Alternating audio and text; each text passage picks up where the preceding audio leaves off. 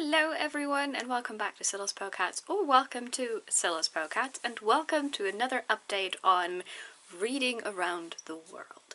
Now, as I've said in my previous video, which I will be linking down below as well again of course, but as I've said in my previous video, reading around the world only gets you so far when it comes to understanding certain places, and it can also be sometimes a bit of a challenge because, you know, some authors genuinely move around a lot, and since I also read a lot of magical realism or just straight up fantasy or sci-fi for my prompts, some of them are a bit harder to fulfill than others. This is particularly important for today's update because February put me in front of a bit of a challenge. Also, another quick reminder, I'm first and foremost going through the books that I already own, so I will make it a little bit easier for myself every once in a while, and this, I do believe, also somewhat counts for the February update, now that I think about it. But, nevertheless, I actually only, in quotation marks, read 3 books specifically for my Around the World challenge. I read a lot more books in February, but those 3 were specifically from different countries, and I read them for this challenge, which again I'm doing on Storygraph, and I will be linking that one down below again as well, in case you haven't yet joined and would like to.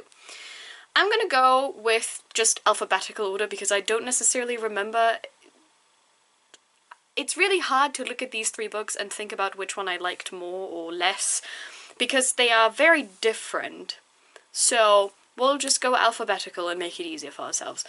And the very first one, if we go with alphabetical country names, is The Dangers of Smoking in Bed by Mariana Enriquez from Argentina.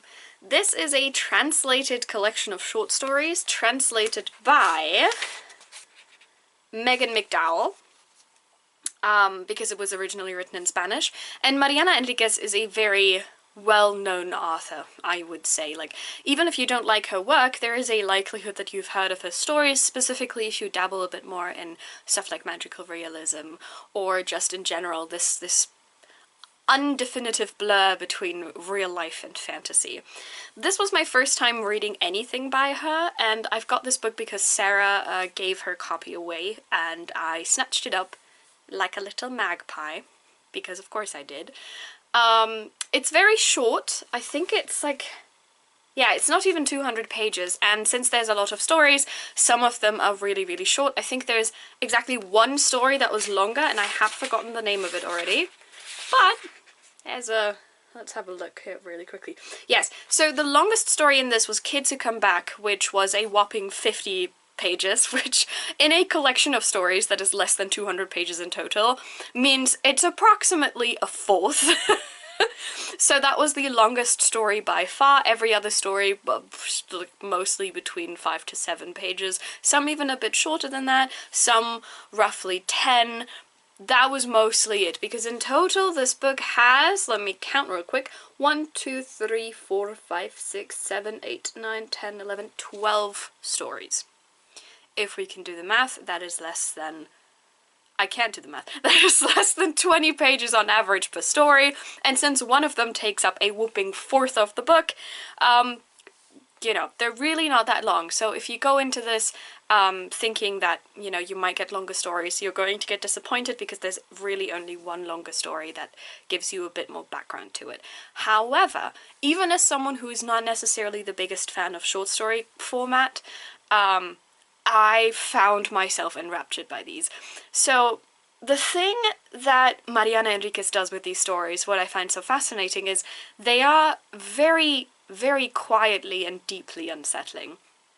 I am not super well informed about the politics in Argentina specifically, because a lot of the stories also do take place in Argentina, which makes sense, you know.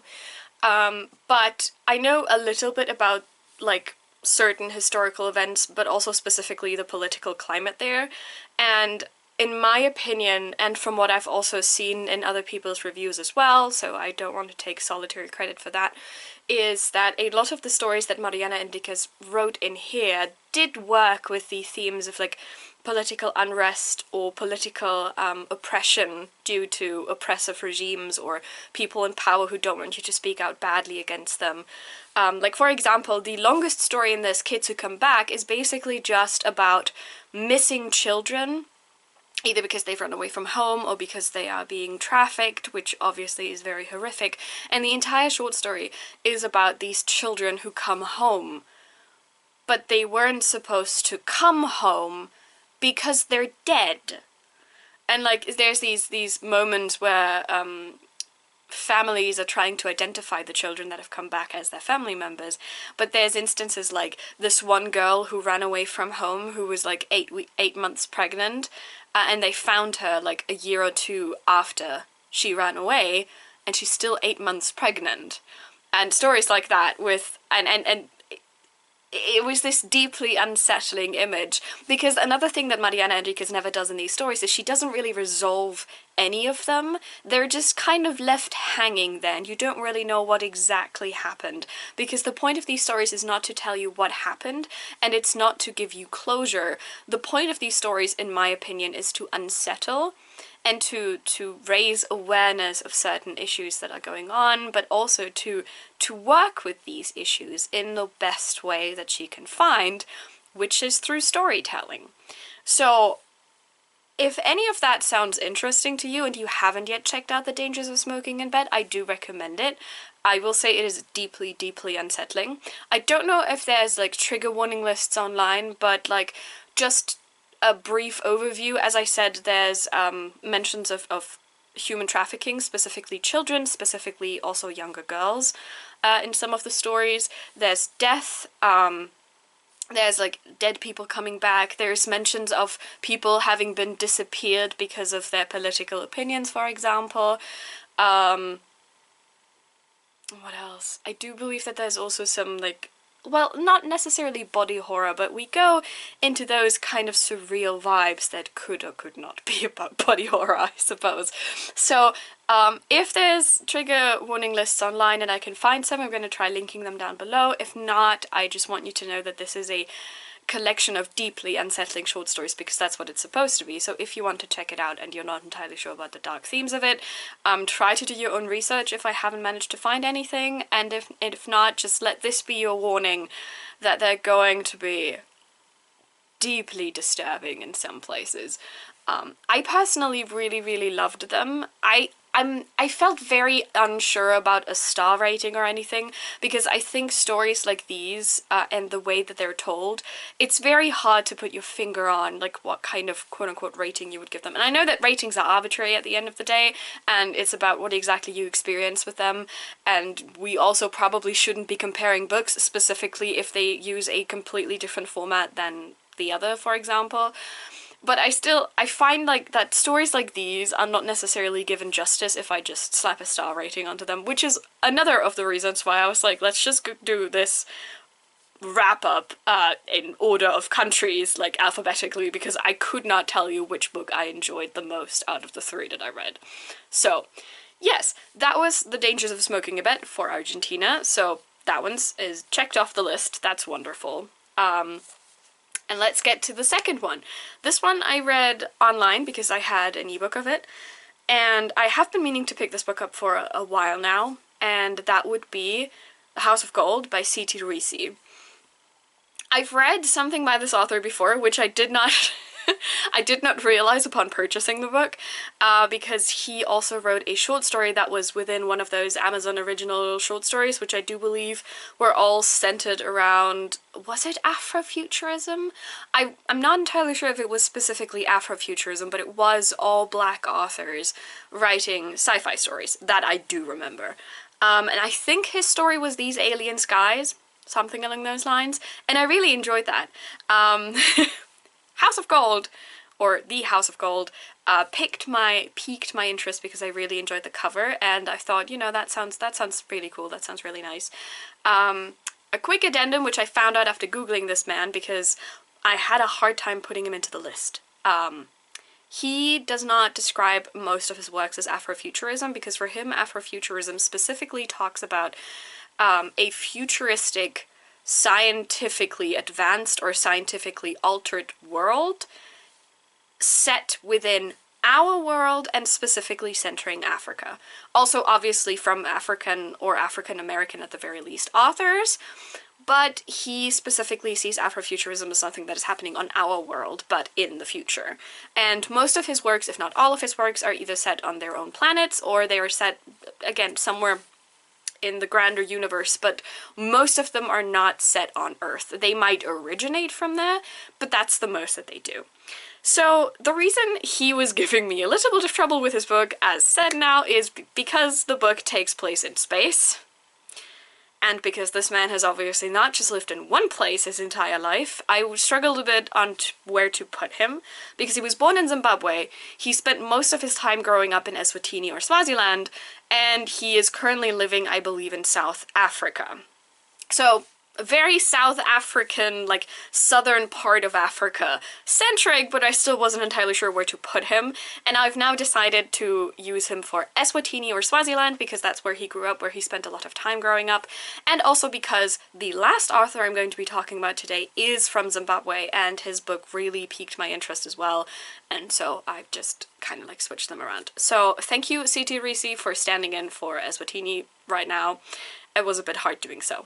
However, let's talk about the House of Gold real quick. So, the House of Gold is a futuristic, kind of ish dystopian sci-fi work, where a bunch of people grow up in an underground lab facility, and they believe that the underground lab facility that they are currently living in, that they're currently existing in, is basically the best part of this world. They believe that the upper planet has been overrun by some weird people who are so hooked up on technology that they cannot really interact with reality anymore, and have basically become very wild and very dangerous people, and they, down in that facility, believe that they are being raised to make the world a better, the worlds, plural, the planets around them, the planet systems around them, a better place, because they're lab-grown people, essentially, from older actual African bloodlines that have been combined in some way,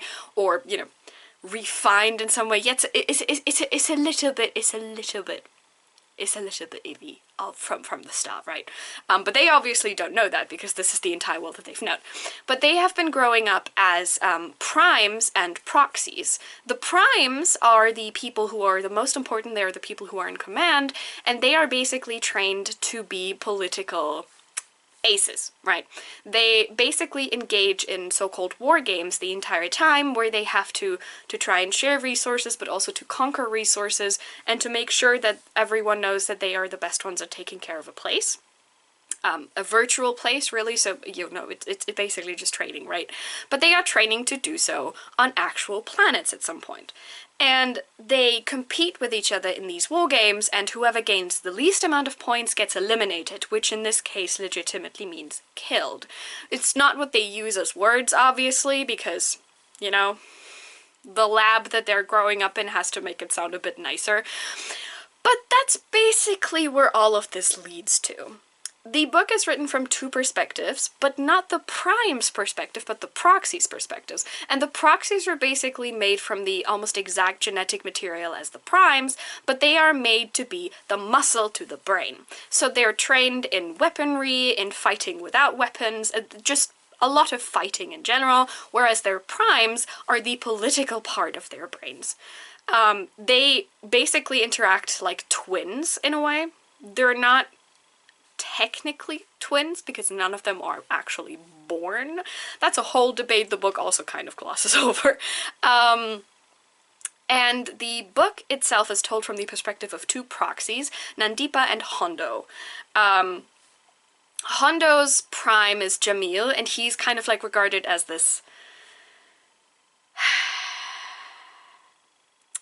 not necessarily great person. Like he's always described as a little bit slimy, a little bit runty. He's the one who undermines everyone's ability to be productive or whatever. And he's the one in the shadows who's the not necessarily greatest presence they've ever wanted. Obviously Hondo is very devoted to him, and we learn a lot more about Jamil as well as a person, as a character. And I currently have forgotten Nandipa's prime's name. I know that it started with an A. Maybe I'll remember while I talk about this. But anyway, the entire story is told through the two proxies' point of view, so we only learn about the primes and what they've been growing up with and how their brains function through the eyes of someone else.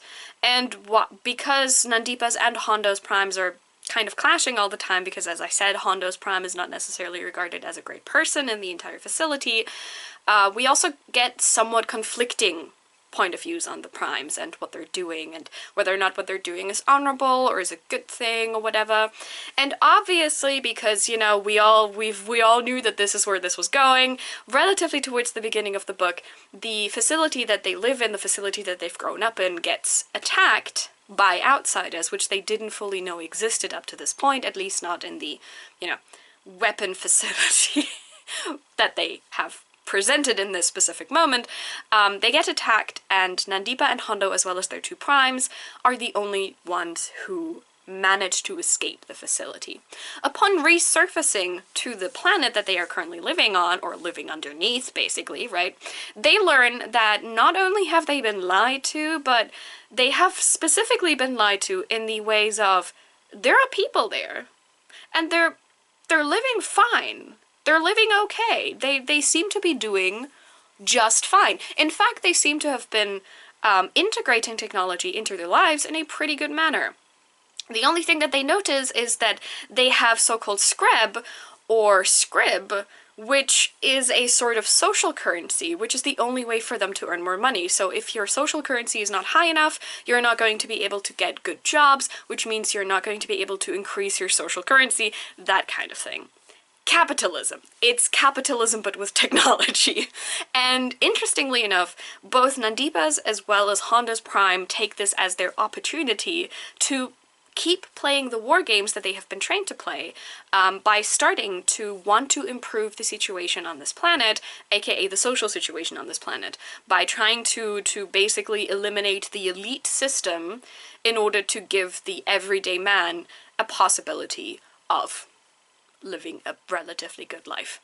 And what I found so interesting about this book is how their two opinions crash and collide, because Nandipa's prime is of the opinion that she should try to make good with the elite, essentially, to try and dismantle the system from within, while Hondo's prime is of the opinion that the system is entirely corrupt and we should just raze it to the ground and then build something new. And the reason I found that so interesting is because the book never necessarily says that one of the two is the correct one, which is what I found so interesting. Because it's very easy, in my opinion, to make very lofty commentary and points about, well, isn't it just better to change the system from within? Or, well, isn't it just better to burn everything to the ground? Both of the parties had very, very valid arguments for why they were going the way that they were going. For example, Hondo's prime was always like, well, but they are suffering right now. There's nothing we can do for them right now. If you try to make buddy-buddy with the elite, what you're doing is you're placing yourself on top of these people, above these people. And you're doing so with the full knowledge that this is wrong, so why are you doing this?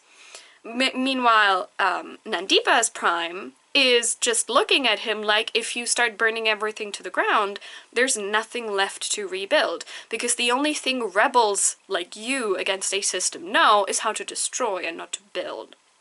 And so both have these very conflicting ideas that are also only ever presented through a second person, because while, yes, the primes and proxies have a very, very close relationship, they are not the same people.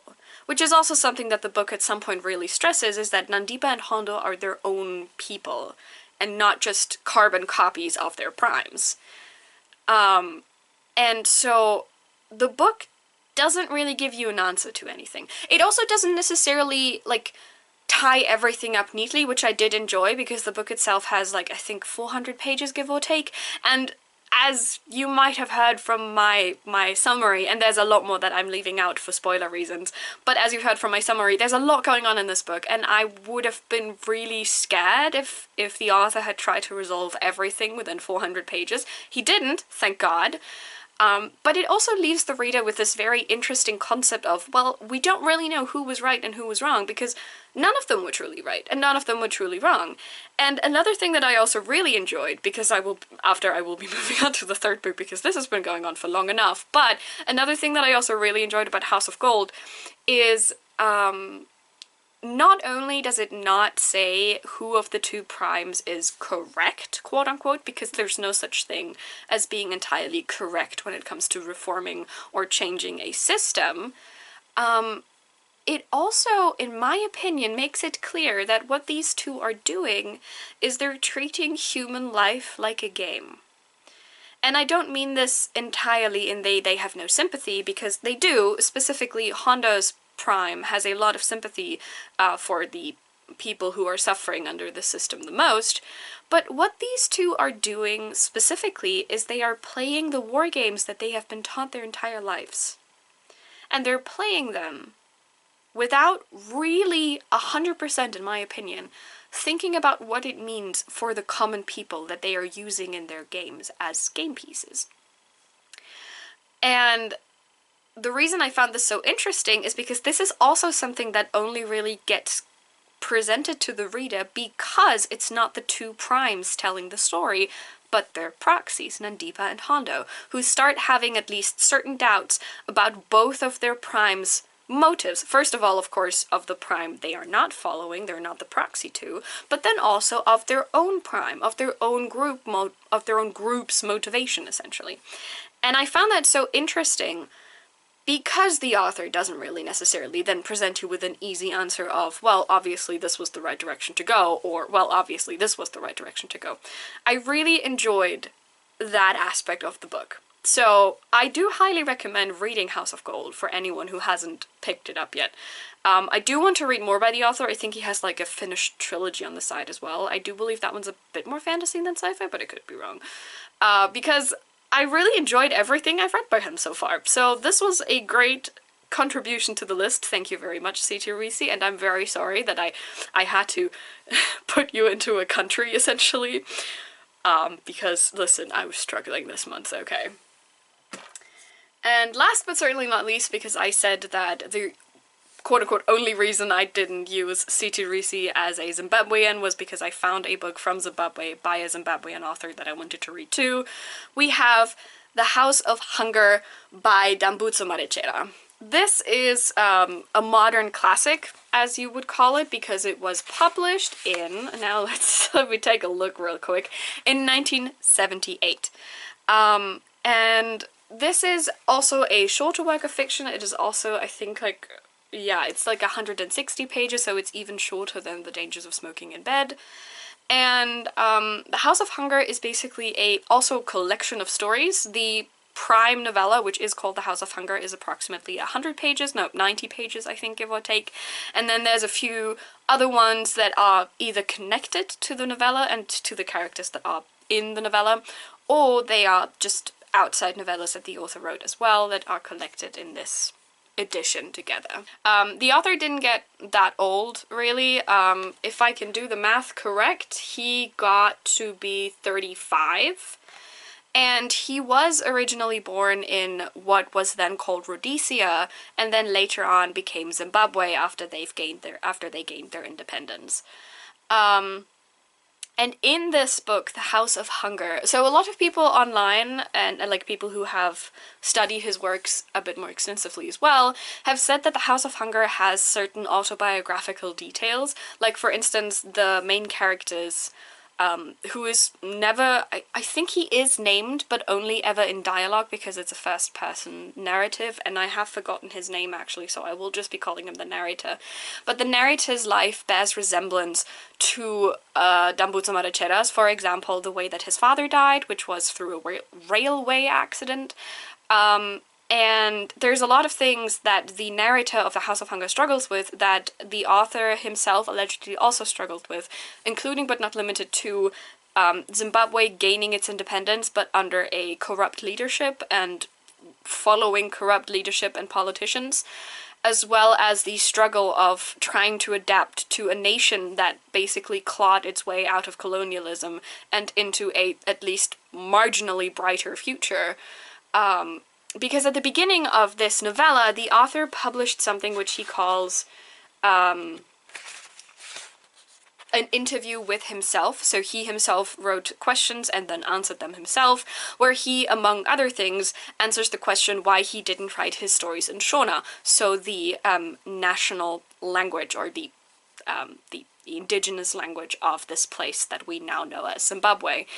And the answer that he gives essentially is that Shona for him was the language of the slums, the language that he wanted to escape from, because he was taught to see his nation, or the place that he grew up in, as inferior, specifically obviously to colonial powers, because he did receive his education in Oxford, if I remember that correctly. And one sentence in that part specifically struck me as very, very harsh, I will say. Harsh but true. Because he says, as far as expressing the creative turmoil within my head was concerned, I took to the English language as a duck takes to water. I was therefore a keen accomplice and student in my own mental colonization. So he talks very, very extensively about how much he struggled with his identity, specifically because he was taught that his identity as a Rhodesian and later on Zimbabwean was inferior to that of, for example, an Englishman. And he also very specifically talks about how the English language is very racist and also very anti-feminist. And so both feminist writers as well as black writers, and, you know, he doesn't talk about this, but I making the mental step, specifically feminist black writers then obviously struggle even more with that. He says that those writers have to basically make English their own and carve out their own place within it, because the language is so racist and because the language is so anti-feminist. And so that's kind of what he tried to do with The House of Hunger. But The House of Hunger is also very specifically about a writer who is very disillusioned with the state of the world, and specifically the state of his country that's going on. Because Marechera also talks about how authors are usually the first ones to join any kind of revolution for any kind of topic, but the second whatever it is that revolution was for is achieved, or at least partially achieved, writers get discarded. Because now their stories are not as thrilling and as forbidden anymore. And so now writers become obsolete, as he says, in the revolutionary process. And this is very much a sentiment that also clings to the novella itself, The House of Hunger, which is, again, why a lot of people call it a semi-autobiographical piece of writing, really. Because the main character of The House of Hunger is also a writer who, as I said, is disillusioned with the state. And it very explicitly talks about the horrific things that are going on in this country still, even though it has gained its independence. And,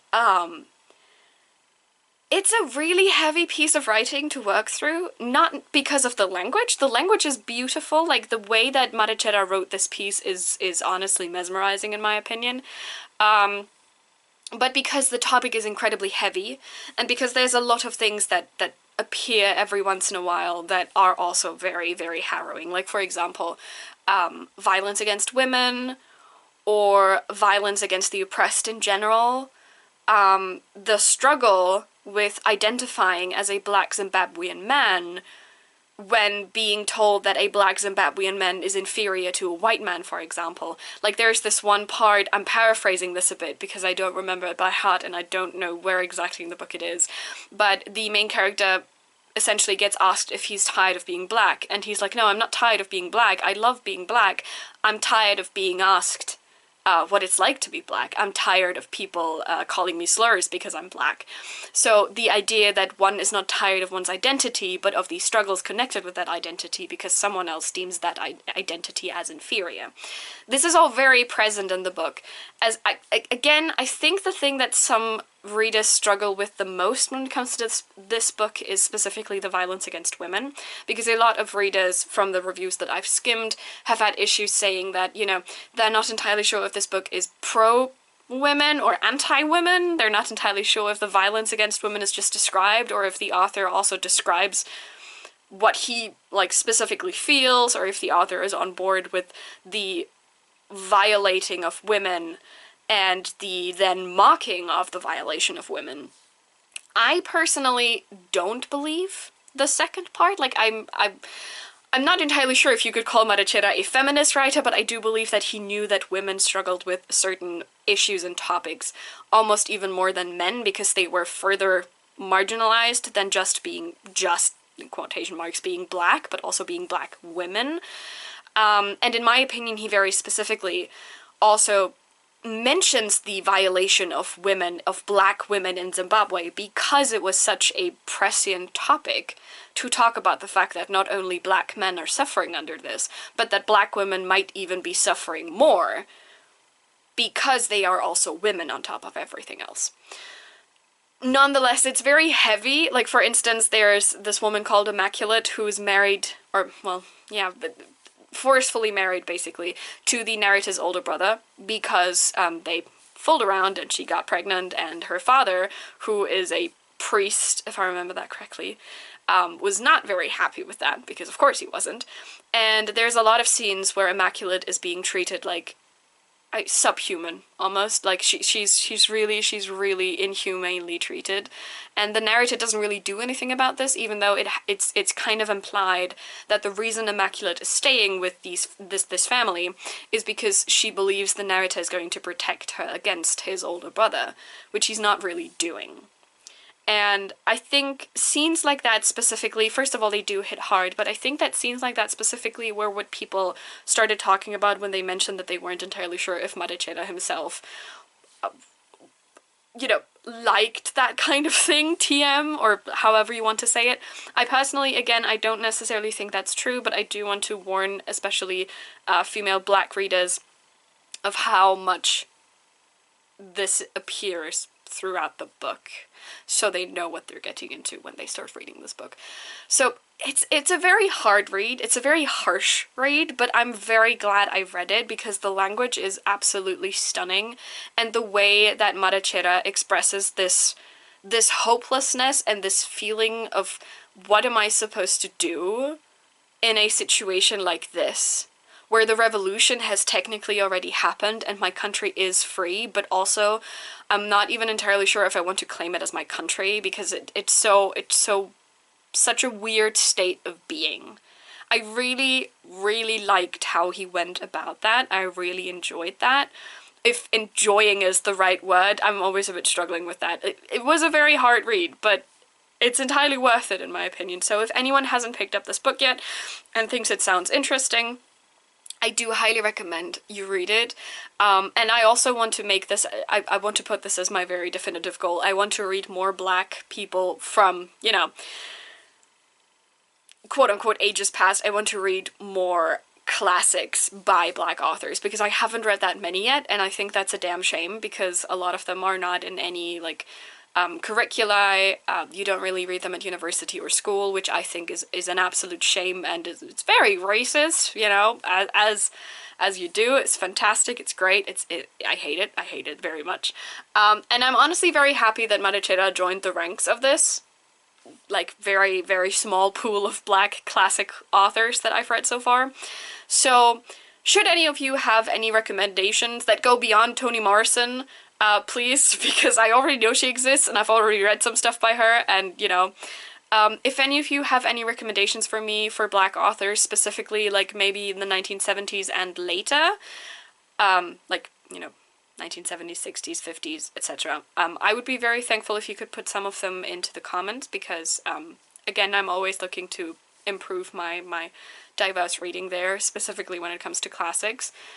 But otherwise, if you haven't read this book yet, and if it hasn't been on your radar yet, this is your chance to maybe pick it up yourself if you feel in the right mind space to do so. Again, it's also pretty dark.